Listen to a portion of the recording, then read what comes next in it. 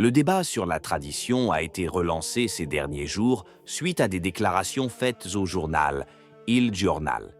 Ces commentaires abordent des questions cruciales telles que la liturgie, la messe ancienne et la fraternité Saint-Pied-X. Puis, dans la réponse finale, un seul mot surgit. Et ce mot, pour ceux qui savent le saisir, change le sens de tout. Ces paroles sont prononcées par l'archevêque Georg Genswein, secrétaire particulier de Benoît XVI, et c'est précisément parce qu'elles viennent de lui, l'homme le plus proche de Ratzinger, qu'il faut les écouter attentivement. Avant d'aborder ce point, il convient toutefois de s'attarder sur un passage qui mérite le silence. Car dans cette interview, Genswein relate une scène intime, jamais racontée de cette manière auparavant. Il lui demande comment Benoît XVI a réagi lorsqu'il a découvert que sa libéralisation de la messe traditionnelle, le Summorum Pontificum de 2007, avait été effectivement effacée par le document de François Traditionis Custodes en 2021. Il est bon de se souvenir de ce que ce document a accompli. Traditionis Custode a renversé la logique de Benoît XVI.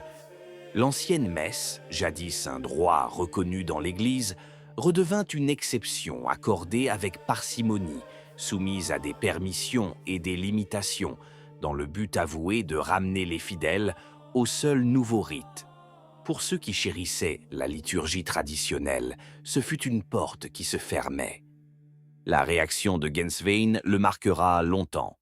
Quand je lui ai lu Traditionis Custode, dit-il, j'ai perçu une profonde souffrance dans son cœur. C'est l'impression que j'en ai eue.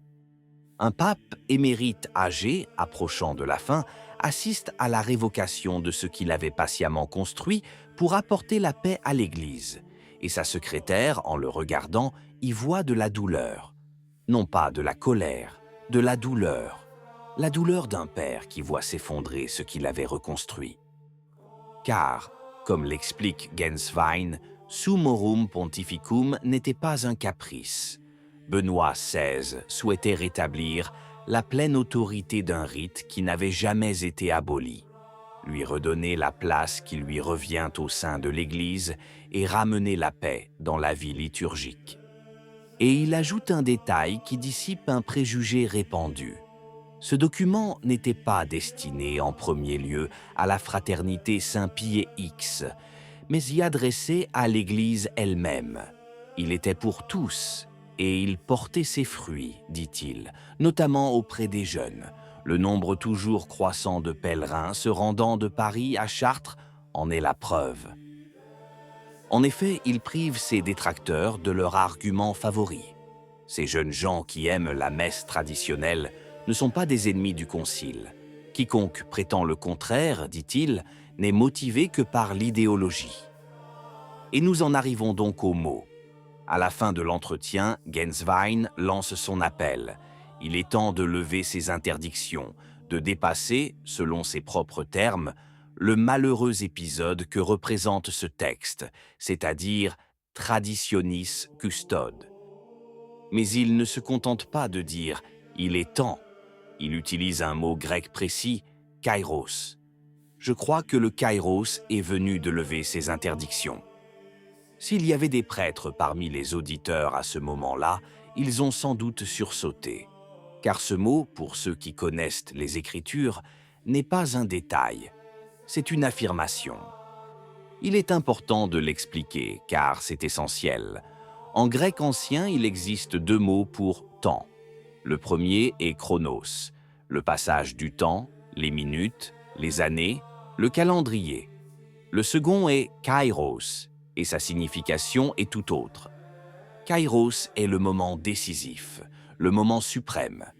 Dans la théologie du Nouveau Testament, il revêt une importance capitale. C'est le temps où Dieu agit, où son plan de salut se déploie dans l'histoire. C'est le temps de la grâce, empreint d'une signification éternelle. C'est le mot que Jésus lui-même utilise au début de l'Évangile selon Marc.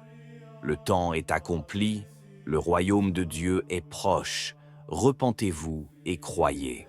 Non pas que le temps a passé, mais le moment voulu par Dieu est arrivé. Et ce mot apparaît des dizaines et des dizaines de fois dans le Nouveau Testament. Songez à ces grands moments où l'éternité a rencontré le temps. Le buisson ardent devant Moïse, l'annonce de l'ange à Marie, la plénitude des temps où le Verbe s'est fait chair. À chaque fois, un instant où Dieu intervient et où l'homme est simplement invité à dire oui, pas n'importe quel instant, l'heure de Dieu. En réalité, le Kairos n'est jamais un moment neutre. C'est un moment de choix, exigeant une réponse immédiate de l'homme. Conversion, foi, action. C'est l'opportunité que Dieu nous offre, et il faut la saisir maintenant, sinon jamais. C'est pourquoi Genswein, en choisissant ce mot précis, en dit bien plus qu'il n'y paraît. Il aurait pu simplement dire « Le moment est venu ». Le pape devrait réviser ce document. Cela aurait été un discours sur le calendrier, sur l'opportunité, chronos. Il a plutôt parlé de kairos, comme pour suggérer que la libération de l'ancienne messe n'est pas seulement une bonne idée du moment, mais une occasion providentielle, un temps ouvert par Dieu lui-même, un moment à ne pas manquer. Et il ne s'agit pas d'une exagération enthousiaste. Genswein est un homme mesuré qui a passé sa vie aux côtés d'un théologien habitué à peser chaque mot. S'il choisit le kairos, ce n'est pas par hasard. Il agit ainsi car il estime qu'il y a ici quelque chose qui dépasse la politique ecclésiastique.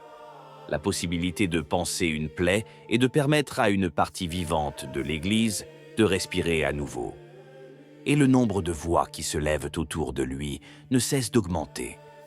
Dans les mêmes semaines, d'autres voix influentes se sont fait entendre pour réclamer la même chose. Le cardinal Müller a rappelé que ce rite ancien n'est pas interdit et doit être préservé. Le cardinal Roucco Varela a plaidé pour la fin des règles excessives. Le cardinal Bagnasco a simplement demandé « et pourquoi pas ?» Et même le cardinal Koch, chargé du dialogue avec les chrétiens, a appelé à repenser la doctrine Traditionis Custode. Quand celui qui réclame la liberté pour la messe de tous les temps n'est plus un blog, mais la secrétaire de Benoît XVI et un groupe de cardinaux, alors ce kairos cesse d'être une simple suggestion. Il devient une question sérieuse, posée à l'Église et au pape. Il faut le dire clairement, par souci d'honnêteté, il s'agit d'un appel, non d'un décret. La décision appartient à Léon et à lui seul. Personne n'impose quoi que ce soit, personne ne s'oppose au pape.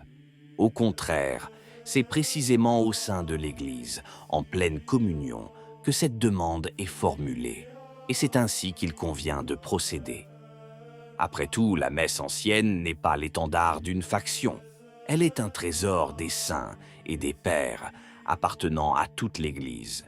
Revendiquer sa liberté n'est pas une rébellion, c'est l'amour du bien commun. Et les fruits dont parle Benoît XVI ne sont pas abstraits. Ce sont les jeunes qui affluent en pèlerinage, les familles nombreuses, les vocations qui naissent là où le sacré est précieusement préservé.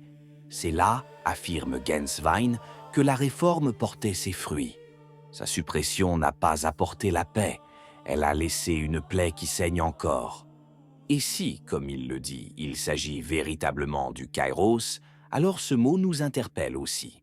Car le temps de Dieu, lorsqu'il s'ouvre, ne recherche pas de spectateurs, il recherche des réponses.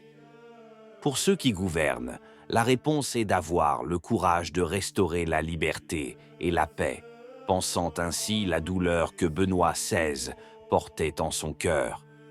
Pour nous, la réponse est plus simple et plus accessible. Aimer la messe de tous les temps, la rechercher là où elle est en pleine communion avec Rome, la protéger et prier pour que ce moment advienne. Car si tel est véritablement le kairos, l'enjeu n'est pas seulement liturgique. Il s'agit de la possibilité pour l'Église de redécouvrir que la tradition n'est pas une menace pour son unité, mais l'une de ses racines les plus profondes. Et que l'on puisse aimer le concile et la messe de tous les temps sans contradiction, comme le démontrent chaque année ces jeunes gens sur la route de Chartres. Le temps de Dieu ne coïncide presque jamais avec le nôtre, mais lorsqu'il coïncide, il porte ses fruits.